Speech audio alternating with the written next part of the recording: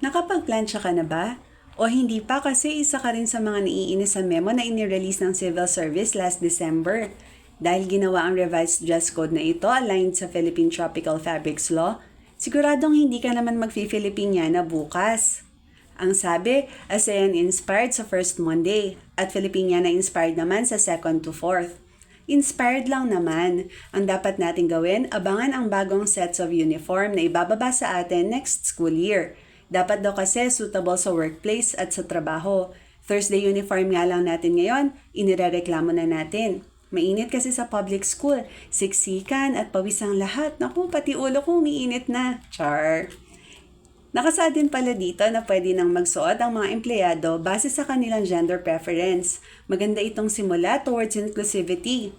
May consultation din sa officials at employees. Hindi ka man personal na makonsulta, titingin nga lang sila sa Facebook, alam na agad. Hindi naman kailan na mainit ang classroom sa public schools. Hindi naman siguro sila ganun ka-inconsiderate. Malay mo, Filipiniana nga talaga. Tapos, ipa-air ka nila. Char, char, char.